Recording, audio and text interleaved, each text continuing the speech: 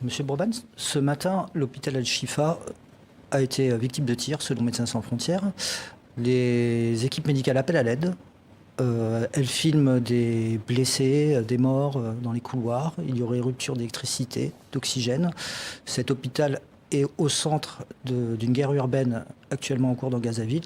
Pourquoi, selon vous, les hôpitaux sont-ils pris pour cible ? Je ne sais pas si les hôpitaux sont pris pour cible en tant qu'eux-mêmes, mais les hôpitaux, de toute façon, sont affectés par les bombardements massifs qui se déroulent dans un territoire exigu, très densément peuplé, très largement urbanisé. Et chaque bombe qui tombe est proche d'une boulangerie, d'une école, d'un hôpital. Donc il y a déjà ce facteur de proximité qui fait que le projet d'aplatir une bonne partie de Gaza passe par l'aplatissement ou par des dommages faits aux hôpitaux.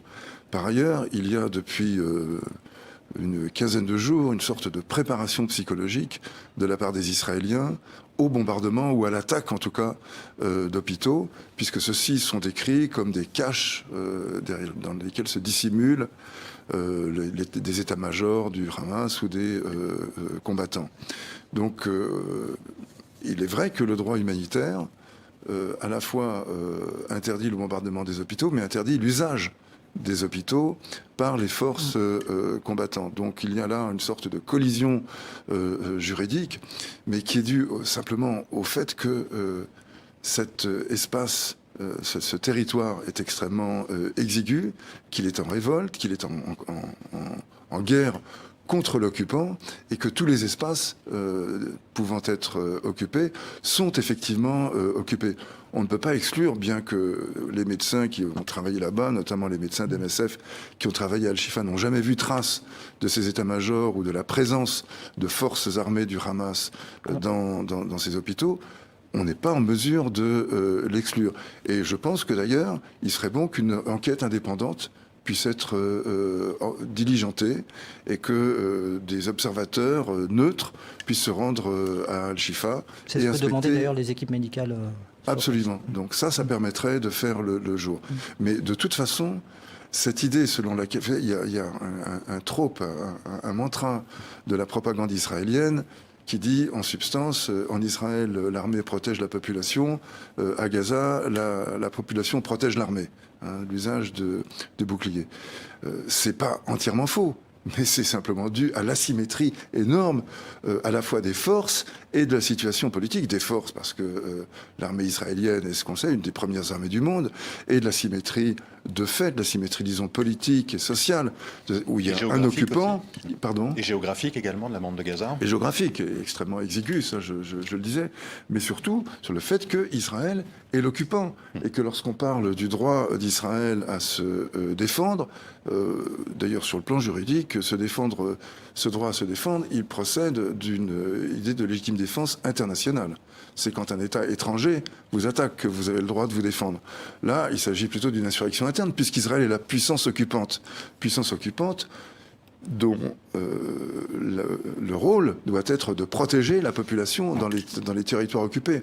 Or, loin de les protéger, elle les persécute systématiquement. Il faudra discuter un peu de la situation en Cisjordanie, mais aussi du bouclage depuis 18 ans de la bande de Gaza et du confinement depuis plus de 30 ans de cette même bande qui l'a réduit à la misère, à la espèce de macération idéologique qui fait qu'on est dans une situation totalement dégradée, à la fois sur le plan humain, sur le plan psychologique, sur le plan matériel.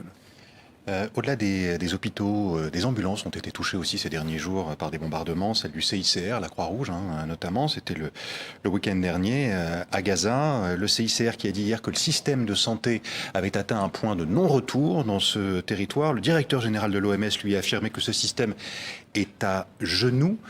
Quelles pourraient être les conséquences de cette situation ? Les conséquences, c'est plus de mortalité, plus de handicap pour les blessés qui ne peuvent pas se faire soigner. Et d'ailleurs, je signale que la question des blessés difficiles à soigner ne date en plus pas de cette guerre-là. Lorsqu'il y a eu les fameuses marches du retour, ces grandes manifestations qui rassemblaient de nombreux jeunes, à l'initiative du Hamas, il est vrai, mais qui rassemblaient beaucoup de gens parce qu'il s'agissait de protester contre l'occupation et que pour cela, il n'y a pas besoin d'un membre du Hamas en Palestine pour être hostile à l'occupation, ça va de soi. Eh bien, ces marches ont été, à ces marches, les Israéliens ont répondu, alors qu'elles se déroulaient dans la bande de Gaza, ont répondu par des tirs impitoyables. On estime 230 morts en 2018 et plusieurs milliers de blessés, notamment blessés par des balles particulièrement délabrantes, tirées dans les articulations, notamment dans les genoux, mais aussi dans les jambes en général, qui ont fait de nombreux mutilés, soit des amputés, soit des gens qui souffrent d'une ostéomyélite chronique parce que c'est extrêmement difficile, ces plaies sont extrêmement difficiles à soigner. Donc on a des milliers de gens qui sont directement affectés dans leur chair, pas seulement dans leur vie quotidienne, mais dans leur chair, dans leur être même, par cela. Et à cela vont se rajouter évidemment toutes ces souffrances. Et je pense qu'on est en train de créer une génération, on est en train de produire une génération de jeunes gens dont l'unique obsession dans l'avenir va être de tuer des Israéliens, va être de se venger, va être de régler un compte qu'ils n'ont pas pu régler là. Parmi les morts dont on parle, il y a des personnels de santé, dont certains ont été tués soit chez eux, soit dans l'hôpital. Médecins sans frontières. Voilà, Médecins sans frontières. Il y a des blessés aussi parmi les personnels de santé dans les ONG. Donc, vous parliez de Médecins sans frontières, il y a le CICR aussi qui a été touché. Comment les ONG peuvent-elles continuer à travailler dans de telles conditions, Rodney Broman ? Mais en fait, elles ne travaillent pas vraiment. Les gens qui travaillent sont les membres des ONG qui, à titre personnel, ont choisi de façon tout à fait admirable de rester, de continuer leur travail. Les chirurgiens, les médecins de MSF qui continuent de faire là, ils le font bien entendu, qu'ils sont largement soutenus par MSF, mais plus moralement que pratiquement, puisque nous ne pouvons pas, nous avons fait sortir notre équipe expatriée qui était absolument épuisée, pour la remplacer par une autre équipe fraîche et volontaire pour travailler dans ces conditions. Il n'est pas question de partir de la bande de Gaza. Non, il n'en est pas question, mais de toute façon, il n'est pas non plus question pour l'instant d'y rentrer, puisque nous n'y arrivons pas. Notre équipe, comme d'autres équipes humanitaires, est bloquée à Rafah, côté égyptien, et n'est pas autorisée à passer. Donc les organisations humanitaires ne peuvent pas, en réalité... Qui s'oppose à son entrée ? Pardon ? Qui s'oppose à l'entrée de votre équipe ? C'est pas tout à fait clair ça. Ouais. Nous sommes confrontés à des fins de non-recevoir de la part des Égyptiens comme des Israéliens des deux côtés. Alors est-ce que c'est un accord des uns et des autres ? Est-ce que tout simplement ils n'en ont rien à faire ? Ça les préoccupe pas plus que ça ? Je n'en sais rien. Mais ce sont des fins de non-recevoir plutôt que des interdictions brutales et clairement énoncées.